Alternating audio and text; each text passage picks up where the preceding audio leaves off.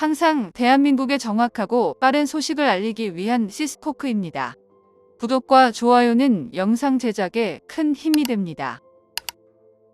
대한민국의 KF-21 전투기부터 FA-50 경전투기까지 K방산이 국내를 넘어 해외까지도 큰 화제를 모으고 있는데요. 한국항공우주산업카이는 전 세계 방산업계에서 가장 큰 시장인 미국 진출을 위해 본격적으로 준비에 들어갔습니다. 바로 미 해공군 훈련기 사업 54조 원을 따내기 위해 치밀한 전략을 세우고 있는데요. 해외 외신들은 대한민국이 지난 2018년에 미 공군 차세대 훈련기 사업의 실패를 밑거름 삼아 이를 갈고 모든 사항들을 준비 중이라고 했습니다. 실제로 FA-50 경전투기가 미국 시장에 진출하면 최대 340조 규모의 산업경제 파급 효과를 창출한다고 보고 있는데요. 과거 2018년 대한민국의 FA-50은 미 공군 차세대 훈련기 사업에서 미국 보잉사의 T-7A에 밀려 탈락했습니다. 그런데 반전이 벌어졌는데요.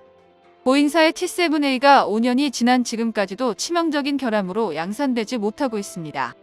T-7A는 연이은 양산 연기와 계속된 문제점 발견은 이미 다양한 판매와 운용 실적이 있는 FA-50 전투기에게는 호재가 되고 있는데요. T-7A는 FA-50과 경쟁하면서 미 공군도 상상하지 못할 정도의 값싼 가격을 제시했었습니다. 미 공군이 요구한 훈련기 수준에 맞추면서 가격을 다운시키기 위해서 여러 가지 기술과 시도를 도입시켰는데 불량 캐노피와 제조 단가를 절감하려고 상당수 부품을 3D 프린터로 제작해 기존 금속 금형품이나 사출품에 비해 강도가 떨어졌는데요. 또한 T-7A는 시험기 2대로 2018년부터 올해까지 총 5년 동안 330회를 비행했는데 시험 비행 횟수 자체가 부족하고 비행 제어 소프트웨어의 신뢰성도 떨어졌습니다.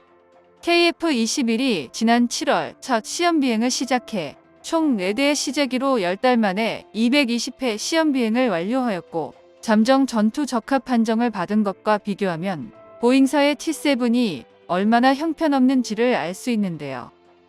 또한 후속 군수 지원을 위해 부품 리스트를 줘야 하는데 현재 미 공군에서 받은 건 고작 30%에 불과하고 이는 예정 대비 무려 3년이나 지연된 수준입니다.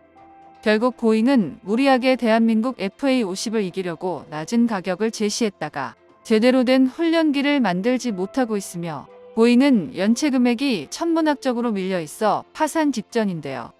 보잉사가 개발한 전투기도 나름 화려한데 FA-18 호넷, F-15 전투기, 아파치 공격 헬기뿐만 아니라 조기경 보기 등 다양한 첨단 무기 사업을 추진하고 있습니다. 그러나 경쟁사인 로키드 마틴의 스텔스 전투기 개발 사업에 밀리면서 방산 분야 매출이 크게 줄어들고 있으며 미래에도 경쟁력을 갖추는 데 필요한 첨단 무기의 개발에서 점차 뒤처지고 있는 상황인데요. 미국의 로키드 마틴사는 F-21 랩터와 F-35 스텔스 전투기를 독점하면서 수천 대의 전투기의 생산을 확정받아 거액의 매출을 올리고 있습니다. 그에 반해 보잉사는 2018년 미 공군 훈련기 사업에서 최종 선택되어 방산업에서 새로운 도약기를 맞이할 것으로 보였지만 현재까지 제대로 개발을 완성하지 못하면서 오히려 독이 든 성배가 되고 있는데요. 사실 미국 정부에서도 보잉을 선택한 결정적인 이유가 바로 미국 방산기업인 보잉을 살려 로키드 마틴의 독과점을 우려했기 때문입니다. 2018년부터 보잉이 내리막길을 걷기 시작했다면 대한민국의 방산기업카이는 전 세계 FA-50 전투기를 골고루 판매하며 K방산 열풍을 일으켰습니다.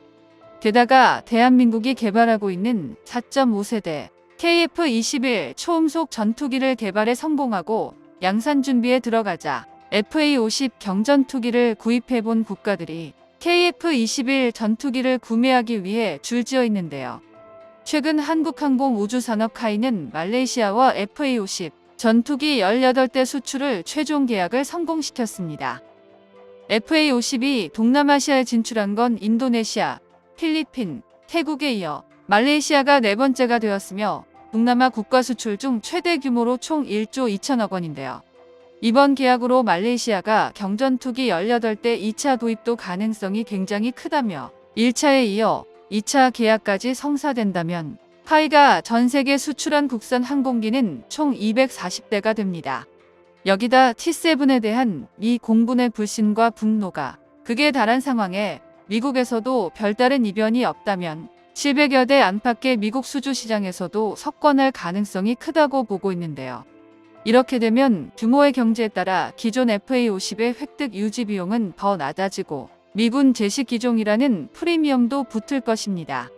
대규모 물량이 요구되는 미국 시장 진출이 성사될 경우 세계 훈련기 및 경전투기 분야에서 독점적인 시장 지위를 구축할 것으로 기대되는데요.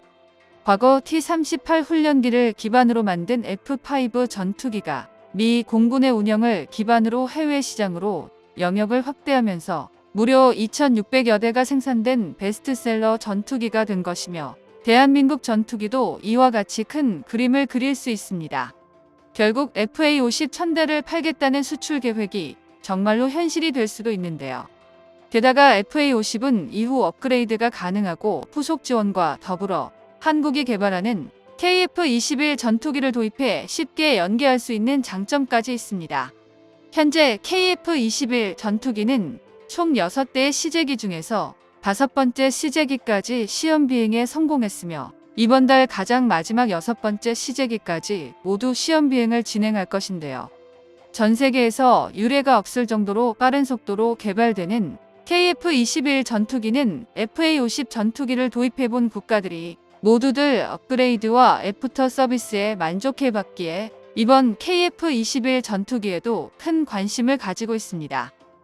또한 국방과학연구소에서는 추후 블록 개념으로 5.5세대 기체 내부에 무장을 탑재해 완벽한 스텔스 전투기로 업그레이드를 진행 중이며 무인기 체계와 레이저 4차 산업을 기반으로 신기술 확보를 통해 미래의 게임 체인저 무기들을 다양하게 개발 중인데요.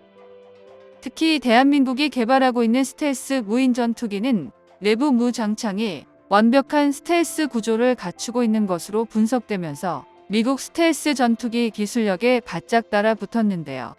완벽한 스텔스 전투기 핵심인 조정면이 날개 상부로 올라간 모습에 주목하면서 한국이 미국에서만 성공한 핵심 비행 제어 기술을 확보하는 데 성공한 것으로 분석되자 놀라고 있습니다. 이런 기술력들이 과거에는 기술 이전을 받으려고 노력하던 나라가 당당히 미국 전투기 사업의 강력한 후보로 올라와 있으며 KF-21 전투기라는 명작을 만들어내자 미국에서도 이젠 대등한 국가로 인정한 것입니다. 대한민국이 만든 전투기가 세계 최대 방산 시장인 미국에 진출해 성공하길 진심으로 응원합니다.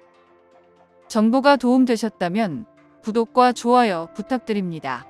이상 시스코크입니다.